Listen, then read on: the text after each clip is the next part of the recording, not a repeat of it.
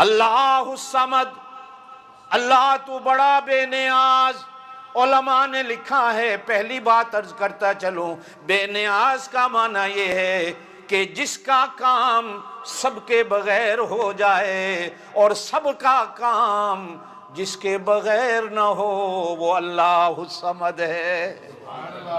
سب کا کام کس کا؟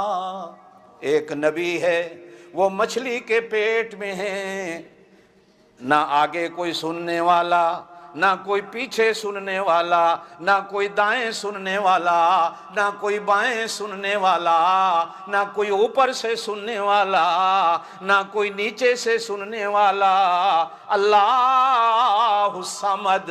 اب جب مچھلی کے پیٹ کا اندھیرا، رات کا اندھیرا، سمندر کی تہ کا اندھیرا، پانی کا اندھیرا، اتنے اندھیرے آئے، اب کیا کہتے؟ لا الہ الا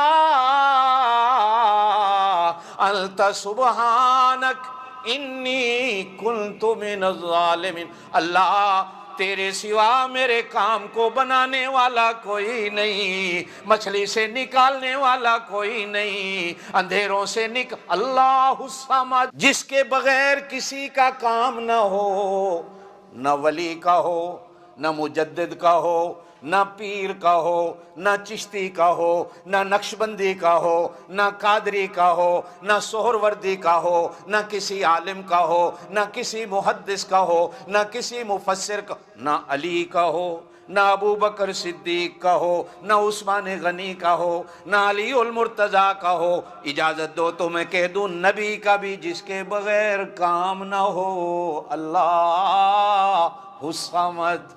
زور سے بولو اللہ۔ آگ میں ڈالا گیا نبی کو، جبریل آیا، کہا کیسے آیا ہے؟ کہا آج بغیر پوچھے آیا ہوں، مدد کرنے آیا ہوں۔ کہا نانا، دیکھنے والا بھی وہ ہے، مدد کرنے والا بھی وہ ہے، کہو بے شک۔ تمہارا غوث العظم کون؟ کہو اللہ۔ سب سے بڑا مدد کرنے والا کون؟ سب سے بڑا مدد کرنے والا کون؟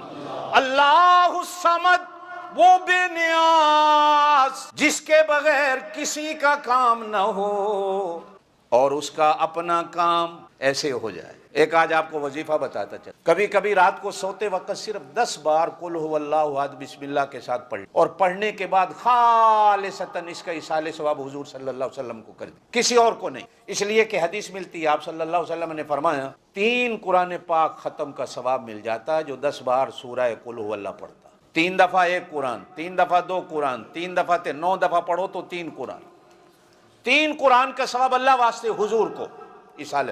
ہم ایصال ثواب کے قائل ہیں، انشاءاللہ ایک ہفتے میں حضور کی زیارت نہ ہو تو مجھے کہہ، یہ کر کے دے۔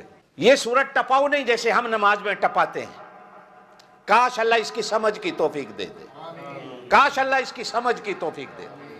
ایک صحابی ہیں، حضور غزوہ تبوک کے لیے تبوک تشریف لے گئے تھے، 800 کلومیٹر ہے مدینہ سے۔ صحابی مدینے میں بیمار ہے، موت ہو جاتی ہے، فوت ہو جاتا ہے، فرشتے جنازے کو اٹھا کر تبوک لے جاتے، حضور اس کی نماز جنازہ تبوک میں پڑھتے۔ آپ بھی حیران ہیں کہ مرا بندہ مدینے میں، جنازہ تبوک میں ہو رہا، سوچو نہ کبھی۔ آپ صلی اللہ علیہ وسلم نے اس کے دفن کفن کے بعد مدینے آ کر اس کی بیوی سے پوچھا اس کی کیا نیکی تھی کہ مرا مدینے میں ہے، جنازہ میں اس کا تبوک میں پڑھ رہا ہوں۔